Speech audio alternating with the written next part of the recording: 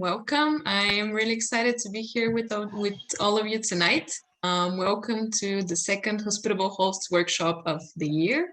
And my name is Simona, and I'm Hospitable's Community Manager. So tonight we'll be talking about the pros and cons of listing on multiple channels. And we have over here 4 of our experienced hosts, panelists, and our VP, Matthew, who will be helping us out moderate the discussion. I'm sorry, Mac, can you just please maybe mute yourself? I think I hear some noise. Yeah. I just sent that over. So thank you so very much for that, Simona. So yeah, as she said, Matthew here. I am Hospitable's VP of Customers. I'm really looking forward to this panel because this is a topic I talk about each and every day. Hosts who are brand new, hosts who have been here for a while, they're always asking, what channel should I utilize? These are the channels I'm using. What do you think? Should we make any changes? So a topic I discuss with hosts regularly, and typically hosts are getting started with Airbnb, right? Raise your hand if Airbnb helped you start your business, right? We'll see a lot of hands go up. And I'd say that 95% of hosts I speak to, maybe 97, 98, Airbnb is their number one channel. Airbnb is driving their traffic for them. Then, once they've gotten off the ground, they start to think, all right, what's next? Where should I go from here? Airbnb's great, but everybody's always talking about all these additional channels. What makes sense for me? And that's something that people are always looking for that golden answer for, right? So a channel distribution strategy can be as simple as, hey, I'm on Airbnb. I'm good. To the more complex, I talked to a company and they said that they were on almost 800 channels. I didn't know that existed, but at the end of the day, right, when you're at that size, they were rather large. And when you're at that size, it makes sense that you need to go ahead and solidify, make sure that your business is well-grounded.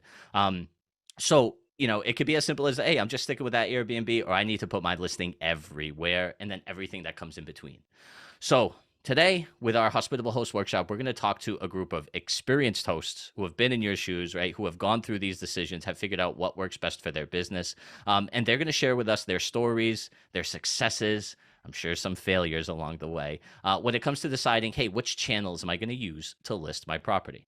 So as Simona mentioned, well, I don't know if she mentioned it actually, but after this, after we have our panel discussion, we're going to open it up to a Q&A. You'll see the Q&A button right there at the bottom of the Zoom window. Feel free to open that up, send your questions our way. We may even interject and throw one in as we're going, but that's what we'll use at the end of the session to make sure that we have your questions answered for us all. And Simona yeah, feel free to upvote the questions as well. There is an option to upvote the most popular questions, and also to mention that this workshop is being recorded, so if you cannot make it up to the end, no worries, we'll send the recording over right after the workshop, so everything is good.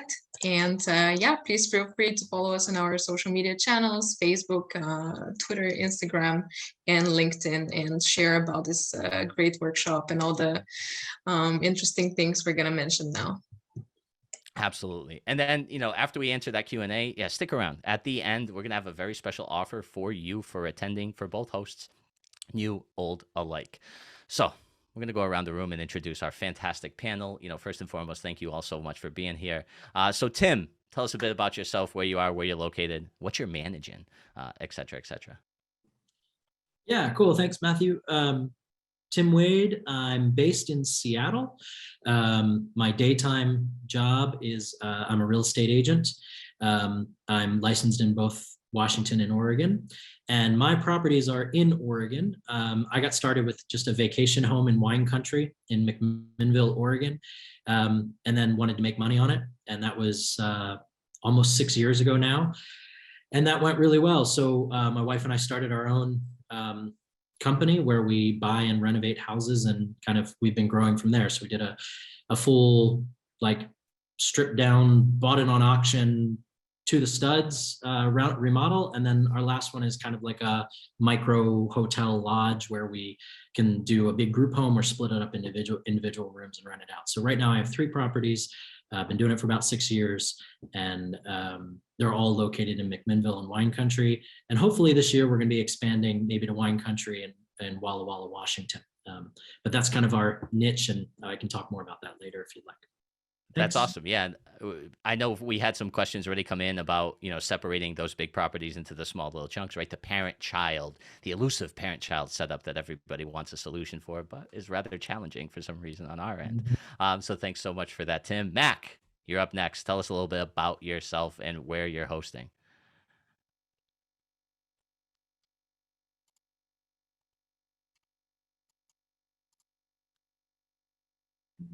Hey, there we go. Perfect. Hey, sorry about that. No, Hey, Faj everybody. Mahal. Great to be here. My name is Mac. I run a company in Seattle that does a blend of short and midterm stays. And I've had 3 companies over the past 7 years. Started with one arbitrage unit in downtown and grew that company up to about 115 arbitrage units in Seattle.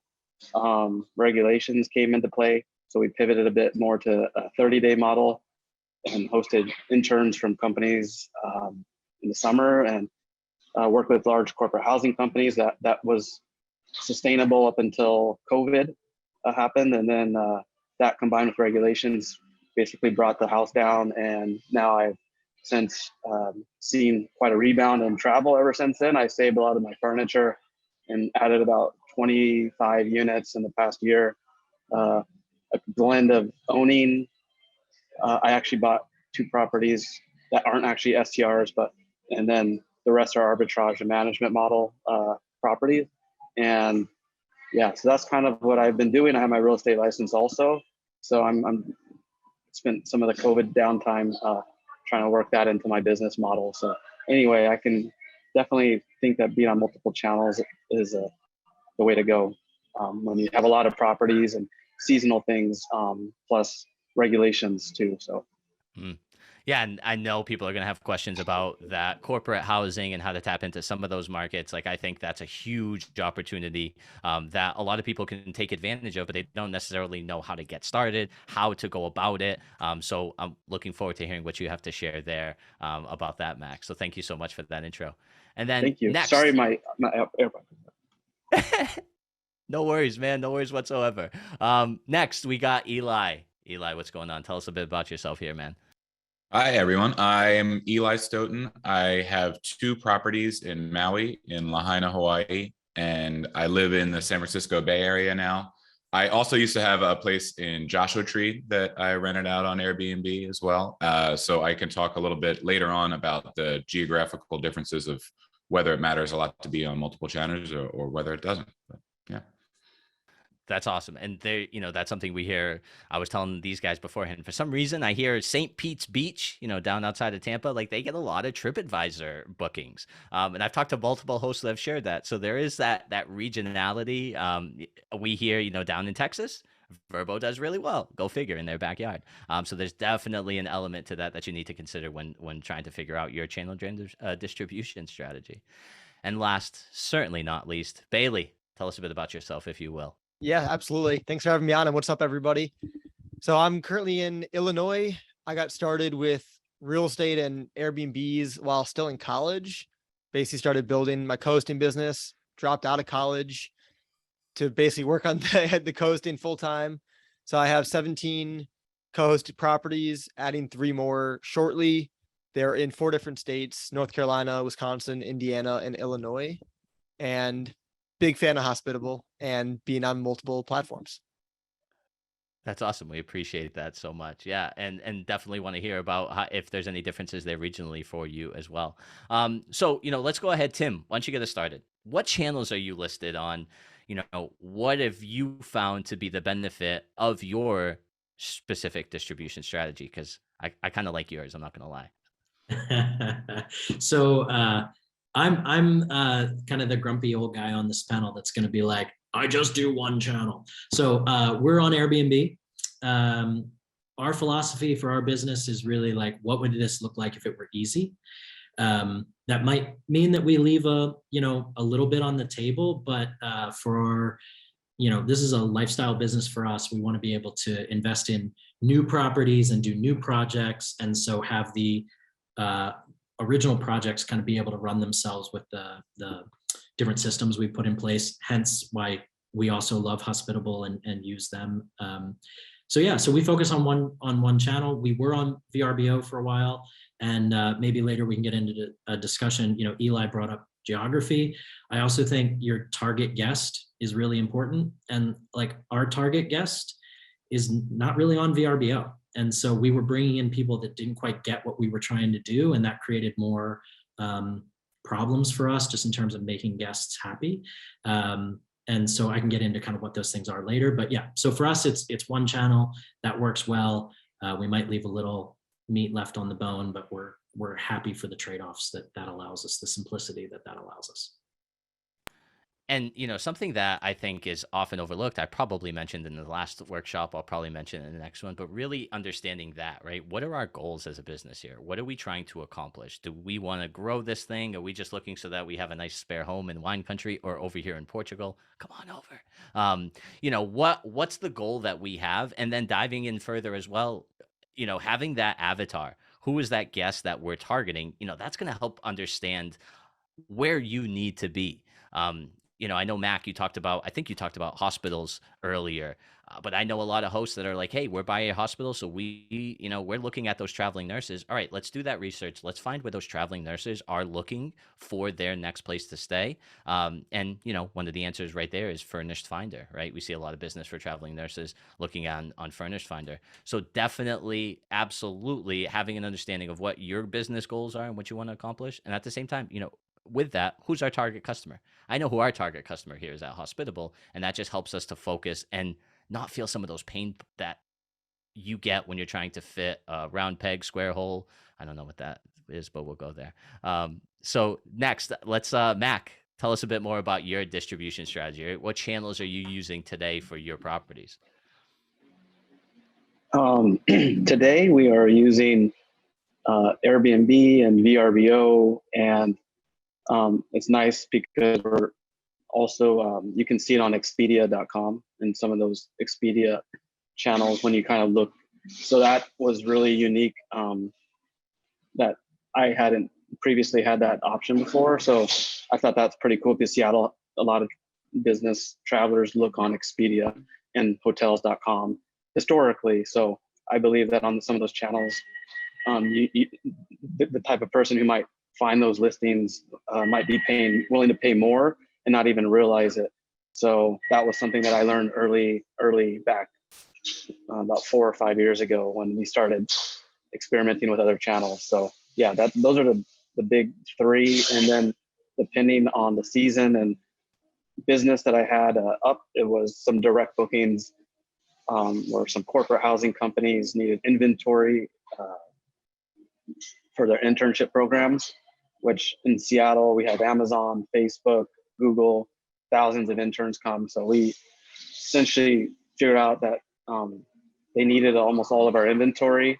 And we're like, it kind of created a situation where we just like 90 days of bookings, no cleanings, maybe actually bi-weekly cleanings, but no check-in, check-out, just a similar revenue. So that's essentially the model that we developed, as also seeing regulations kind of imminent in our city, which they are currently a problem for short-term rentals. You can only have one unit per owner unless you have a hotel license. So yeah, that's basically going with the flow. And we also had Swedish Hospital transplant program that used us for years. So that's we haven't tapped exactly into the nursing housing market, but those are some of the big ones. And we kind of continue to see B2B come back here and trying to get them off of, they might inquire through Airbnb to, if they want to save money, we can just offer them to go to our website that we built through you guys, Hospital, and reach out and contact us and get paid and handle that way. So that's another smooth way that we like to do it. That's fantastic. So, you know, how did you happen upon some of these? Because again, I think this is a huge opportunity that a lot of people could take advantage of in some of these larger cities, or even some of these places where we know, you know, there's some decent corporations there that could send us some business. You know, some of the people I've spoken to, it was simply that, like, hey, we got an inquiry, we built a relationship, we wowed them with our process, and then they just keep coming back. Is that similar to your experience there, getting some of these, you know, B2B companies? So I'm actually, like I mentioned, that was my previous business where we had a lot of scale. We had a lot of units. And now as a result of the pandemic and regulations, we're not to that level and we don't have that same type of inventory today. But the goal is to build our company a bit smartly so we don't lose it all like due to something like COVID. So anyway, it is a challenge. That specific relationship, we had units in a lot of the same buildings as some of these companies. So it worked for their type of client already. Like it was kind of, there was no parity or discrepancy. So they had 10 units in the building, we had 10. They had 10 across the street, we had 10 across the street. Like it was basically, okay, this works. And that's the type of inventory we had and a type of, they had thousands of requests and needs. So that was something we kind of filled in this hole that they needed and trusted with the property types that we had. So that was, we're interested in that model too. There's companies like Blue Ground, Zeus, who do the midterm stays and are raising hundreds of millions of dollars in that space, doing arbitrage on corporate housing in that model. So it's something that definitely is, if anyone likes that idea and is in an urban market, that's definitely, it takes time, but you can find those connections, I think, too. And then Hospitable makes it really easy to build out and make unique for a lot of the things. And it provides a lot of flexibility also that I didn't realize that I'm learning using it. So That's great. That's great. And some of the other things I hear, pay attention to those guests, right? Hey, what brings you to town? And they say, hey, I'm in town for work or whatever. Probe that opportunity and see, one, there's a chance they may come back, especially if they have, their corporate offices are there. Well, if their corporate offices are there, cha-ching, cha-ching, cha-ching. While that guest, hey, how can we get in touch with, the person who deals with your travel arrangements, right? Who helped you book this place? Who can I reach out to offer, a discount for you and your company for anybody that wants to utilize our place? Some ways that you can tap into that, again, by just listening to those guests. Sure, you want to use an automated system like Hospitable to go and send those automated messages, but when they send that response, take some time to actually dive in and see, okay, how can I utilize this in some way, shape, or form? That's going to be your best audience right there. Awesome. Thanks so much for that, Mac. And we'll move on here to Eli. Eli, what are you using over there in Maui? What channels do you have hooked up? Okay, so I am mostly on Airbnb and with a little bit of VRBO. And so I actually just checked for the trailing 12 months, I've got slightly less than 4% of my revenue from VRBO, and the rest is Airbnb. So it's really a lot of Airbnb for me. And when I had my place in Joshua Tree, I was only on Airbnb, didn't even bother putting it on VRBO. And depending on the geography, this is something that you can look up on, for example, AirDNA. They will tell you what percentage of people have their places on Airbnb or VRBO or both. And for Joshua Tree, it's VRBO just wasn't very important. But for Maui, it is actually. VRBO is perhaps even more strongly used in Maui. I still prefer Airbnb, but that's why I decided it was maybe a good idea just at least to put it on VRBO and see what comes in. Keep everything syncing through Hospitable and just with the iCal feeds as well. So. And price syncing through Hospitable as well. I use Wheelhouse, that goes to Hospitable, and then it goes to both of them. And there's the markup feature in Hospitable, which allows me to charge more on VRBO to make up for their extra fees. So that's awesome. That's awesome. And you mentioned something about it being a bit easier. We talking guest? We talking platform? Like, tell us a bit more about that, because I hear this. I find that the Airbnb user experience and UI and overall, the flow of emails they send you and that kind of stuff is just sort of easier than VRBO. I find that VRBO is probably a much older sort of technology. The design is a little bit not as great. And there's just little frustrations that come up when using VRBO that I typically don't see on Airbnb. Now having everything syncing makes it better. If I had to manually block dates off, then it would be a complete non-starter. I wouldn't want to mess with two different channels. But as long as the sync works good and the markup feature for the prices is very important too, because the VRBO has higher fees, and So anybody who books my places on VRBO is paying more than if they would just book it on Airbnb. So to me, that tells me that these guests aren't even looking at Airbnb, because they would have seen the exact same condo for a cheaper price and wanted to book on Airbnb. But that means that they're probably not even looking. They're going straight to VRBO, or sometimes it's Expedia, because they put the same places on Expedia, but they're probably going straight to VRBO and not even looking. So. Yeah. And that's another thing, I know, Mac, you mentioned that earlier or as well, but like VRBO, your listings appearing on Expedia as well. Expedia has their direct channel, but then Expedia also owns Verbo. So anytime that you're listed on Verbo and they're searching through Expedia, like they're still going to see your property there. So, you get the boost of an additional channel with Verbo and Expedia as well. And you talked about pricing, you talked about markups. That's great. I know I saw a question in the chat, about Verbo charging higher fees. Yes, Verbo's got a lot of different fee structures. Oh, they used to have crazy amounts of fee structures, but now I think they're starting to streamline it much, much more. But not only charging you an additional fee, do you charge more on Verbo? Again, not considering, the 8% markup, but, a nightly rate. Are they similar on Airbnb and Verbo, or do you charge that markup plus a bit of a premium? The way I have it set is that I have all of my rates coming from Wheelhouse, and then they go from Wheelhouse to Hospitable, and then I have the markup go in. I put the markup, I think, slightly higher than what I would need to net the same amount after all the fees. But for a while I had it at exactly whatever their fee was, so putting it a little higher. But so a guest would see the nightly rate be higher on VRBO than on Airbnb. And then usually there are some weird things with the fees, especially the way that Airbnb's fee is like a dynamic guest fee. It's not exactly the same percentage every time, at least if you're not a software connected host and you're in the US. The default is for the fee to be charged to the guest and for it to be sort of algorithmically, dynamically determined. So it's somewhere between a certain percentage and a certain percentage, but it's not the exact same thing every time. Yeah. So sometimes you might come up with a case where if someone looks to book my place on VRBO versus Airbnb, it might be significantly more expensive or slightly more expensive. But generally, as a general rule, people are paying more on VRBO than on Airbnb for the same exact nights. Yeah, and I see it in the chat too, coming through a couple times. But there, like I said, Verbo has those different fee structures. So some people are on a flat fee, right? Other people are getting a percentage. I mean, I talked to some hosts who they're paying 8%, compared to the 3% that they have to kick over to Airbnb.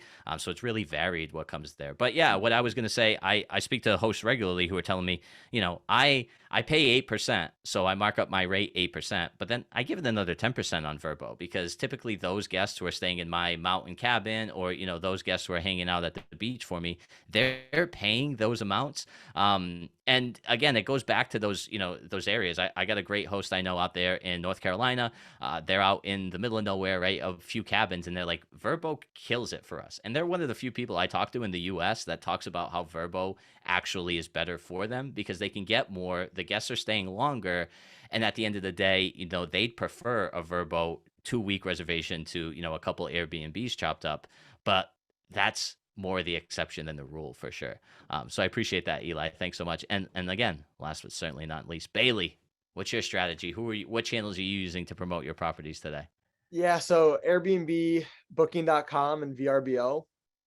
I like Airbnb the best, just because, like Eli was saying, it's just like the easiest to use. It looks the best. Booking.com, if you think Verbo looks ugly, Booking.com is terrible with like their user interface.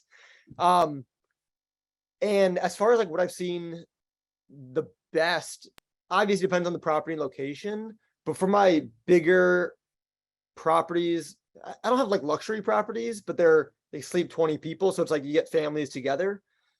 I've seen a majority of them come from VRBO, and we do charge a markup. We kind of fluctuate. It's just depending, like 8% just to cover the fees and make just as much as Airbnb. We've done 10%. On Booking.com, since I hate Booking.com, we'll do like 20% markup Booking.com will charge a 15% fee to the host. So we just do 20%. And I'm like, I don't like Booking.com at all. It is nice. Like we've had bookings that came in the clutch where our calendar was open a week in advance. We had, it was open, and Booking.com, we got a booking through there. So like it was nice to have it, but I don't like their customer support. You don't have the same protection as you do with Airbnb and Verbo, at least from what I've experienced. So I don't know. That's why I'm going to mark it up super high. And if someone really wants to book on there, then they can. But yeah.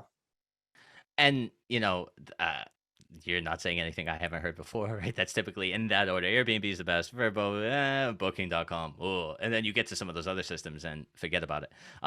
But let me ask you, so do you got that reservation? Are you getting many others? Is it, and with that, is it any extra work for you to be listed on those to be listed on Booking.com? Or is it kind of one of those things, hey, it's in the background, I rarely have to touch it, so why not? No, before I scaled to where I'm at now, it was just me. So like a lot of things are just easier when it's all you. So on Booking.com, I would get inquiries, of course, but I'd get people asking questions. But if someone asks a question, it doesn't count as an inquiry. So it'd only go to my email and it wouldn't show up on Hospitable. So it was like a lot of things weren't practical for scale from what I've found with Booking.com. And of course, yes, I could just have an email that, I had my person check, and there's definitely workarounds for it, but I definitely wouldn't say that, I would say that it does take a little bit extra effort. And then on like, even the messaging part, I haven't found, for Booking.com, I haven't gotten any bookings on Hospitable with Booking.com yet. So I went from Hospitable to another software and back to Hospitable because I like you guys so much.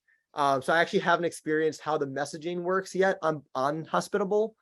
With the other software I was using, I believe it was emails, and it was not convenient, but I don't know how it works on Hospitable yet. Yeah. And we do, so they have their own communication tool that's routed through. It's not nearly as robust as Airbnb. But yeah, you're getting those emails and your guests are receiving those emails on the other end as well. So let me ask you, since we're on it, when did you decide to move to your next channel, and what was it that pushed you to get there?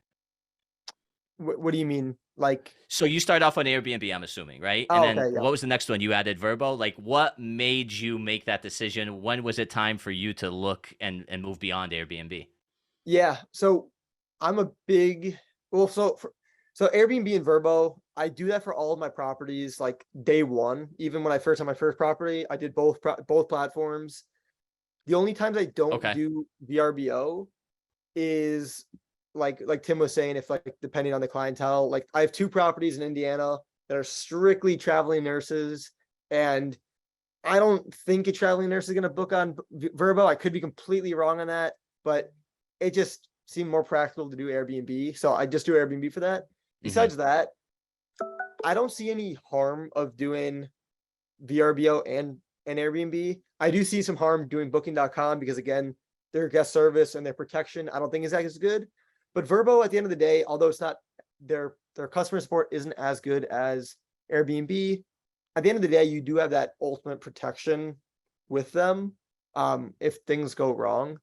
So I'm a big proponent of just being on both, unless if it's a scenario where it's like a traveling nurse situation, or like Tim was saying, it's just like totally not their clientele and doesn't make sense, but it takes no extra effort once you're up and running on Verbo to maintain it. So it's kind of like, why not? Okay. Yeah, I hear you. Tim, I think you mentioned that you did test the waters on Verbo as well, right? What was it that pushed you to go ahead and add that additional channel, or is it something you got started with right from the get-go? Yeah, we brought it in pretty early. And so we, at the time, were operating 1, and, it was kind of like, let's try and maximize this revenue, right? So that was the calculation for us. And it was kind of the thought of, 2 channels is better than 1, right? So more visibility, more guests, more income, right? the thing that for us that kind of switched it back was, so we use Price Labs, and we have really worked on our revenue management.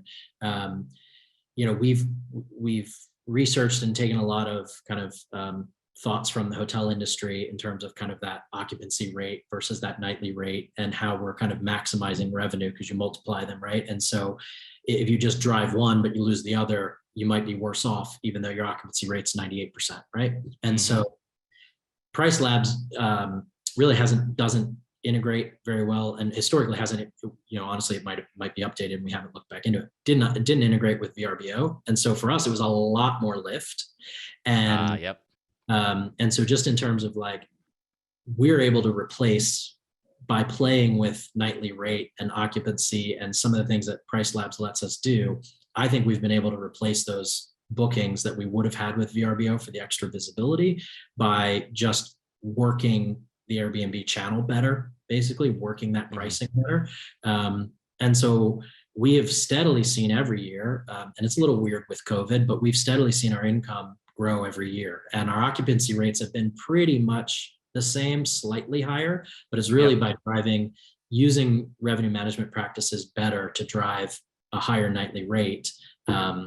And so, for us, VRBO just didn't really work into that strategy. So that's kind of how we got off it. But we started on it just because, hey, let's try and maximize. And we've realized using other softwares and different approaches, you can maximize revenue better than just being on 2 sites or 3 sites. Yeah, that makes sense. And so Price Labs, they do have that integration with Verbo. We also integrate now so that it makes it nice and easy. If you are on multiple channels, if you're on Airbnb, Booking.com, we take that Price Labs price, we'll add your markups, push into the additional channels, and that'll work for your direct booking sites as well. So that's going to be really exciting to be able to utilize some of those tools, across the board. We'll look back into that. That's awesome. So, all right. We'll talk about direct bookings before we start opening it up here for some questions from the audience, because, that's just what everybody wants to talk about these days is direct and building that direct strategy. So, Mack, I think you talked about your direct site and, a couple times where you were reaching out to guests and saying, hey, check out our site. Are you doing anything else? What are some of the other things that you're doing with your direct site? Because typically it's not so passive like Airbnb where you can set it and sit back and wait. Usually you have to be a bit, specific on what you're doing with your direct booking site to generate some of those bookings. So what are you guys doing over there on your end of the world? So I would say we're, one day we're thinking about our guests, and the next day we're also thinking about getting more properties and owners. And so this is really the word omni-channel is a phrase I've heard used where you're looking and putting your information in different places, like Google, for example. So we're going to get our guests to then add their reviews in Google and incentivizing them too. So not only do potential B2B customers see that, when they search for a short-term rental, also homeowners if they're looking for short-term rental management. So that's been a thing. Now we have like 40 reviews for our company on Google. So we're focusing on that to be the #1 company for management in Seattle. So I think that's been the biggest focus for me as I try to rebuild the company. So in terms of building a direct channel, that's a good question. And, some of these things happen on accident here and there, but a lot of the times people do interesting things through Airbnb. I found where in our market, someone was doing virtual reality in Airbnbs and they needed like 10 of them.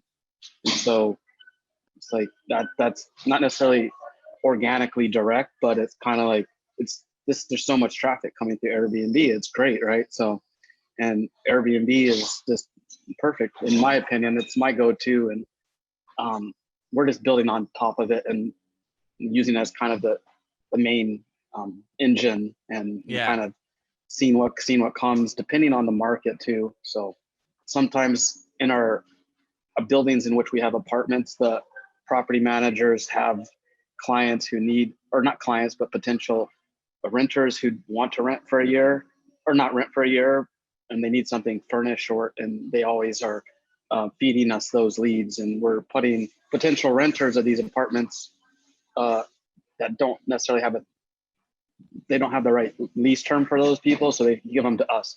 So that's another way that we somewhat have a synergistic relationship with some of our property managers that I think is pretty cool. Yeah, absolutely. And you nailed it, right? Airbnb, they're doing a great job at getting you guests, right? Look at that whole update. I think that's phenomenal. It's exciting, right? People are going to get excited about that. They're going to want to travel. They're going to want to use definitely some of the unique places are going to see a huge boost, in my opinion, right? Because you're going to see that yellow submarine now a lot more than you would have seen it previously. But they're doing a great job at bringing in guests. So it's your job to do a great job and make sure that you keep those guests, right? And that you're paying attention to those little opportunities that are going to sneak in here or there, right? Hey, we're staying in town because, we're visiting our corporate office, or we have a family function that we're all in town for. Great. So you got family and friends in the area. Hey, I'd love to share with you my direct booking website. If you're ever interested, we'll give you a friends and family discount, 5% for anybody in that network. And even those folks that don't give you those small specific opportunities, right? Sharing with them that you do have that direct booking site. Hey, here's another avenue. If you ever want to consider coming back to us, I hope you enjoyed your stay. So they'll find you the guests. It's about delivering that great guest experience, making sure their expectations are met across the board. As humans, most of us, we're creatures of comfort, right? We want to go back to something that feels comfortable. I got the terrible story where I always go back to the same guy in Figueira de Foz just because I know what I'm going to expect with him. And even though it's not 5-star all across the board, with all due respect to him, by the way, if he's out there paying attention right now, but I know what I'm going to get. I keep going back to it. My wife, my kids know what they're going to get. And that just leaves, no question marks when it comes to our travel, right? So the next question I have, Eli, do you think being just on Airbnb is risky? And how do you feel about that? How do you deal with that? Or is that just part of your business, right? Ooh, great question. So the I guess the title of this is pros and cons of listing on multiple channels. And for me, the pros are that you get to diversify where your business is. So if there is an algorithmic change to Airbnb, like we had a few weeks ago, that may end up helping you and may end up hurting you, or we might not know for a while until we look at our booking cadence and revenue for a while. And trying to parse that with a potential recession might be a little difficult anyway. But if there's an algorithmic change and you all of a sudden aren't showing up on high up on the Airbnb search results where you normally did, then having an additional account like a VRBO account with reviews and where you can get bookings that way is helpful, or having a direct booking strategy is helpful. During the early stage of the pandemic, Airbnb basically came through and said, anybody who wants to cancel can do so and get all of their money back. And so as a result, a lot of guests didn't, instead of saying, hey, can I move my dates till next year? They just straight up canceled, whereas VRBO didn't do that. The cons are that it adds complexity, so that now you have, two sets of dates that need to, calendars that need to sync. You need to make sure your cleaners have both calendars, or one straight calendar from Hospitable that they can get everything through. For your finances, say every month I have to file taxes for Hawaii and Maui. So I need to make sure that both of those numbers, both the Airbnb and the VRBO, are in there. And if I added, 20 different channels, I would have to add them all up. So that's what I think in terms of having both of them. The benefit is that you really get that extra diversification. So you're a little bit less fragile on just counting on one company. The other thing that can happen is something could go wrong with your Airbnb account, or maybe they think that you've violated some terms of service and they just can cut you off completely. And it's pretty rare, but that kind of stuff can happen. And when you aren't dependent on just one company for it, it probably makes it a little bit better.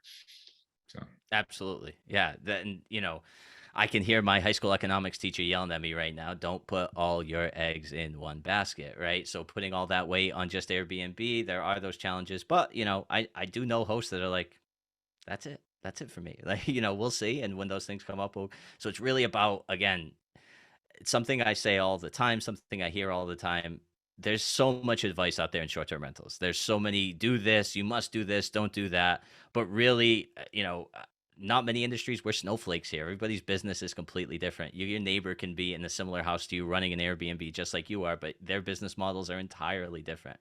So it's really about looking within, right? Let's check out what we're trying to accomplish here, what my goals are, and then from there, developing your own strategy, utilizing some of those resources available, because there are plenty, to make sure that you're doing what is protecting your business at the end of it. And like you said, adding those complexities, and we'll even throw in the direct booking feature in there. Now you want to start taking some direct bookings. That's great. That's phenomenal. But there's going to be some additional work that has to come through there. But I mean, if anything's worth doing, right, it's usually hard and not easy. So why not give it a go? But especially when you have a system like Hospitable or, any of those other great systems that are out there, having that to just make your life a couple clicks easier. Really, the hosts I talk to, why not throw it on Verbo at the end of the day? Why not put it on there? If you have a system like ours that's in place, it's going to help make sure your calendars are in sync. It's going to give you that unified calendar for your cleaners so that they always know where to be. There's going to be less that slips through the cracks because you have a good, solid system in place. And that's imperative. If you're going to add another channel, absolutely have to have a system in place. I think so, especially if you have all your messages automated through Hospitable for the beginning, the end, check in with the guests, all that kind of stuff like I do. And especially if you actually use like the Hospitable app or the website, sometimes the only reason you could tell where the reservation is just because you have like a little tiny VRBO logo on the reservation versus an Airbnb logo. But that's a good point. If it weren't for the fact that I had everything automated and syncing, it probably wouldn't even be worth it for me. But because you have all that stuff syncing with Hospitable and your pricing syncing, automated messages, that kind of stuff, then it becomes okay. Not that big of an inconvenience. It's just one tiny little thing. So. Let's go throw it out there. No, absolutely. All right. So, we got some time left here. Let's start opening it up for some questions. So I love this one. New and having a hard time getting started, saturated competition down in Crystal Beach, Texas. Should I consider Facebook as an option? What do you all think about that? Right, Bailey, let's hear from you. You putting anything out in your Facebook profile? You got any friends out there you're sharing your listings around the country? For getting bookings, no. I actually try to not put my my listings on social media just because I've gotten a lot of I've done it before, and then I get a lot of spam and scam type more I see from that. I do see people putting theirs on Facebook though. I don't think for nightly bookings, for me it's a no. But for some of our properties during the winter time, we do look for 1 to 3 month to 6 month stays at the very most. So for something like that, Facebook for sure I think is a lot better, and for me more practical for looking for a 1 to 3 month renter, especially in more of those local groups. A lot of times realtors even know, hey, my client's selling their house, they need a place for 3 months. So that's makes more sense to me. But as far as putting it in a Facebook group to say, hey, if anyone needs to rent for 4 nights, I'm not personally a fan. It seems like a lot of legwork for 3 days here, 4 days here. Just not my thing. I understand. And that is something that you mentioned, realtors and understanding. Does your network, to the anonymous attendee, does your network know that you're hosting short-term rental, right? Do your friends and family know that? Do the people that you're connected with know that? Because I've seen instances where somebody posts something and that exact thing happens. Hey, I'm a realtor. Oh, John, I'm a realtor. I have a couple properties that we may be able to connect with. Could you help me, or could you help me get started, right? So even letting people know, hey, we do this. This is what we have. Share this with your friends. You can tap into your network to get started. And it's probably the lowest hanging fruit that you have is those people around you. They're going to travel. They're going to know people that are coming through, especially the people in your area, right? Got anybody coming to town, have them take a look at me. I'd love to host them and deliver a great experience. So that's an absolute tool to go ahead and utilize. Anybody else? Matt, go for it. I'm just saying, again, I don't like creating too much confusion for myself. So if I was on 10 platforms that Hospitable didn't connect with, it'd be a pain in the butt to manage it. So once the direct booking the Hospitable's direct booking is more complete, or I don't know where you guys are at in the stages of it yet, but once it's up to my however I want to use it, then absolutely putting that into Facebook groups makes sense for me, because then all people have to do is click on the link and book. I don't have to have conversations with 10 different people, and then as far as making sure that they're checked out okay and all that stuff, background checks or whatever Airbnb does with their identity verification. I want that just to be handled. I can't do that for 17 different properties. inquiries on it's just too much. So Yeah. And that's another thing to consider too when you're using these channels, right? It's what's the KYC, right? Know your consumer, know your customer. What are they going through to make sure that you're protected, and to what extent are they willing to go to help you make sure you're protected, right? So direct bookings, we're closer than we've ever been. I'm super excited. We're getting things ready here. We're starting to cook, and that's one of the things that's going to be phenomenal, I think, with a premium offering. It's like creating your own little Airbnb where you're going to be able to do the guest screening, right? We're going to have options for insurance, even for some of those folks who want to pass off the responsibility of being the merchant of record, because there is some responsibility that comes with that, right? Being able to pass that off and let us manage that so that you can focus on the parts of the business that, are going to help grow your business, right? And getting that marketing site out. So super, super excited about having, your own little Airbnb suite that you control and that is entirely yours. Mac, you mentioned something there about Facebook realtors. Are you on Facebook? Are you seeing anybody else share their listings or share their details on Facebook in any way, or have you used it in any way, shape, or form?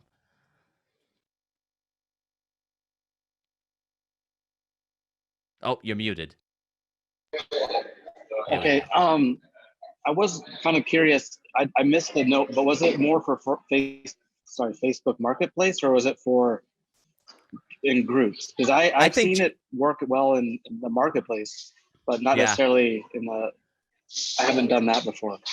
Yeah, groups, I can see how that may be difficult, right? Making sure to find the right group, but the marketplace is a great place to post that. I think just Facebook in general, there's even a couple different strategies that you can utilize there. Like we said, being able to let your audience know, hey, this is our property, getting some feedback from it. What do you think about this? I mean, we all have some great friends, I'm sure, great friends and family that could even lend a hand there when it comes to some of that. Again, but I talk to a lot of hosts that it's like nobody even knows I'm hosting.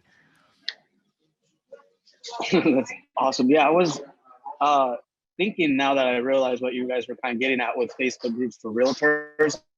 I didn't think about it. I'm new to the realtors space and talking with other realtors who are needing sometimes places for their clients who might be selling or buying.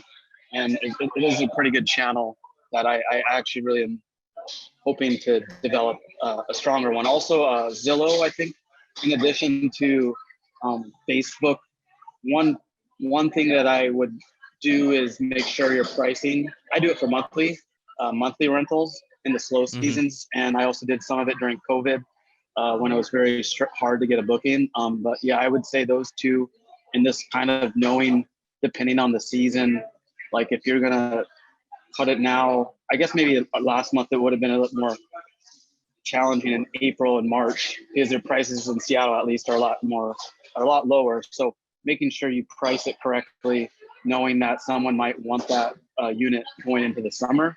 So it's a bit of revenue management, calendar management that you have to kind of be aware of with doing those platforms.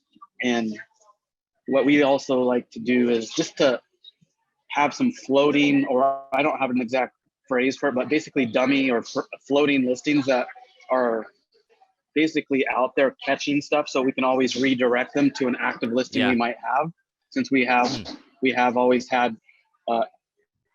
depending on the season, extra inventory, very similar inventory where we can move people around like Tetris if we have to. So having these, but then we price them really high on those platforms to make sure it's worth it, so that anything that comes through, if they want to negotiate, at least we're going to try to catch the right size revenue and booking. Yeah. So those are some of the things. Yeah.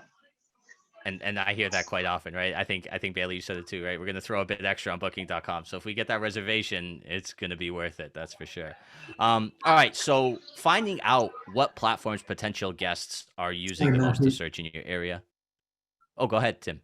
I just wanted to add that, like, this is probably like a duh, but in terms of competitiveness, so to the person who's asking, like, hey, I'm new in this market and I'm not sure how I can compete, like, there's also just remembering that, like, Airbnb is a visual medium and people are looking for properties that look sexy. And so pay for good photography, right? And one other thing that we do is we have some really pretty slides that are pictures that are guest experiences. And so the best comments, they're real guests with real statements that say, this was the best Airbnb I ever stayed in.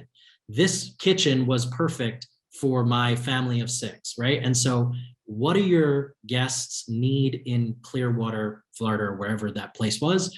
If they're looking for beach access and you have it, get a guest comment in there that says you have it. Like, highlight the things that are valuable to the people coming to you and take beautiful pictures. If you're not doing that, then don't worry about Facebook yet, right? Like, get your basics done first.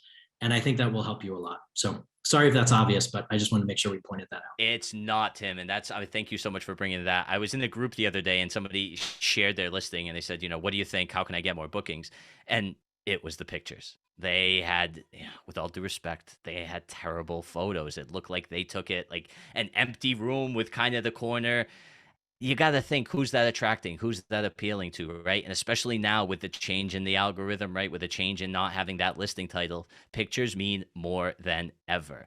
And then the second part that you brought up is absolutely phenomenal, because what I've been hearing from a lot of the groups that I've taken part in and pay attention to, those reviews and calling out those specific items that you want them to call out are going to have an effect when it comes to, like you said, great beach access. So when you put your beach house at the beach in Texas and you have those 5-star reviews that talk about beach access, that's something that the algorithm is going to take into consideration, and it's going to help boost you up a bit more, right? Because you got to really digest, what's the algorithm all about?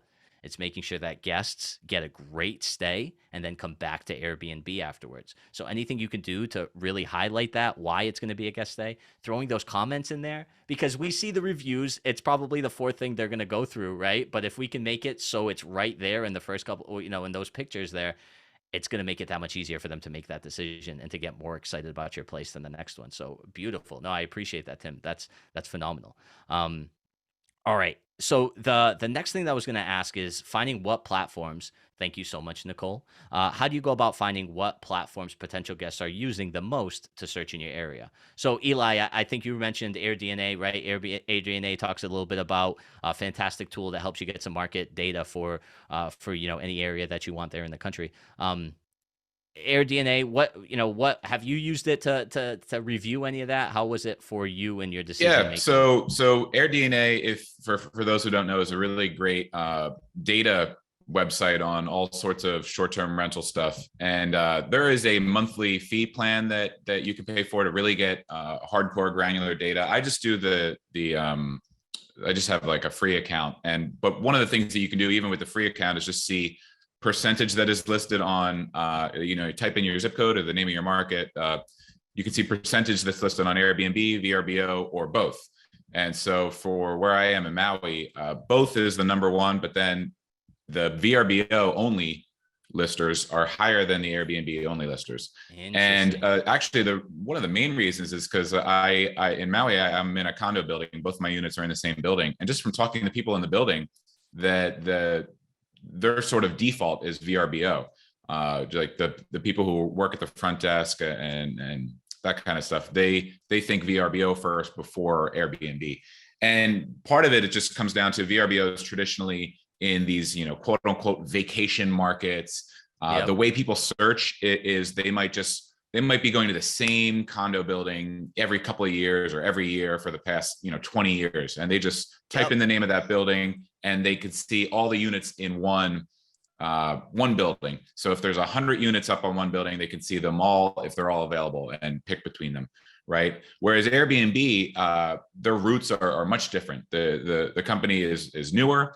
They are very design friendly, has a lot of urban markets, places where people don't want necessarily someone searching to know their exact address.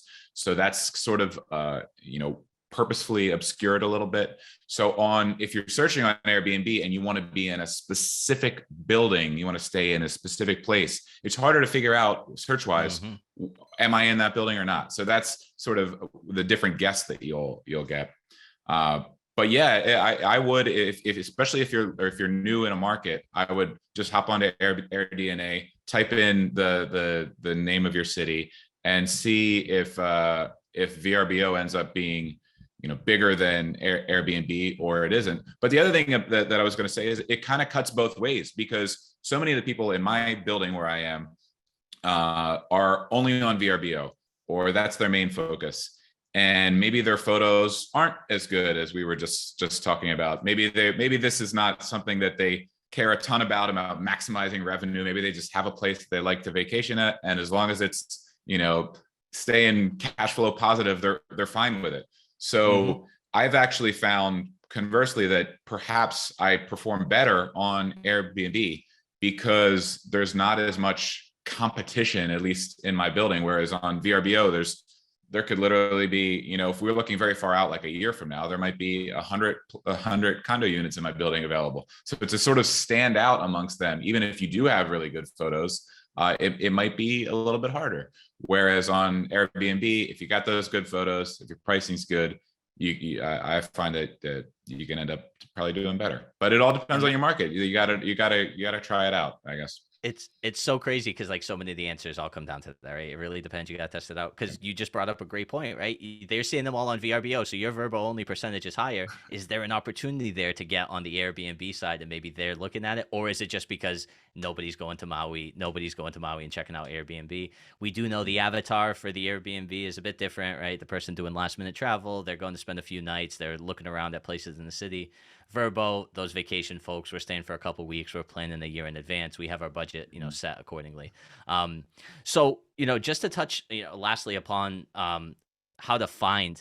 I see it in the chat right now. We just had somebody, which was absolutely beautiful. Beth, thank you so much. Beth Mills, hey, who has that property in Crystal Beach? I have approved properties there. Private message me for some help. We, as an industry, are in hospitality, right? We want to help. That's what we're here to do. We're here to help people out. We're here to have good experiences. So tapping into those resources, jumping into different Facebook groups, asking those questions. Hey, who has rentals in New Bedford, Massachusetts? And then utilizing their experience, right? Hey, what are some of the things that you've looked for? Hosts love to tell their story. Hosts love to tell their trials and tribulations. So utilize that, right? Go into these Facebook groups, make it known. Hey, I'm here looking for a little bit of help. Can anybody help me out in this specific area? And that's where I've seen a lot of folks. I mean, I never use Facebook anymore, but I see a lot of good information being shared in those Facebook groups. And I talk to hosts all the time who are, hey, I got this info from either a Facebook group or a short-term rental platform, Air Host Forum, those different types of forums that are out there where hosts can go in, share their information, share their stories. And it's just a fantastic resource for us all. So definitely, there are some tools out there like AirDNA that can help you understand the market, and then use those networks, right? Talk to some of these people, talk to some of these groups that you are connected with. Ask them what success have they had in those areas. All right. Well, we're almost at the top of the hour here. I thank you all so much. I'm going to say that's all the time that we have for today. First and foremost, I want to thank the panelists. Thank you all so very much for sharing your stories with us. We greatly appreciate it. And, I think that speaks volume to the industry. These are hosts who just want to share their stories and help other hosts. And I know that you helped a few hosts today. So thank you so very much. Hopefully you're walking away with a better understanding of how to decide what the right channels are for you. Not what anybody tells you, but what they are for you and your business, et cetera, et cetera. And, secondly, thank you all so very much for attending. We here at Hospitable, we love helping hosts streamline their business, generate more revenue, generate more bookings. And, be on the lookout for the next event that we have coming in June, Hospitable Hosts Workshops, where we're telling you the stories, and then master classes mixed in where we're having industry professionals tell us their experiences, how their tools are helping, and helping hosts really solidify their businesses. As I mentioned earlier, we have a special offer for you all. So those of you that aren't Hospitable hosts, we're going to be sending you an email, and I think Simona may be dropping it in, but we'll be also including it in the email afterwards, where we're giving you a special link where if you register and sign up for a 14-day free trial with our system, we're going to give you $20 off your first month of Hospitable. So for any of you hosts that have 1 or 2 properties, that's going to be about $25 US. So you'll get your first month for $5.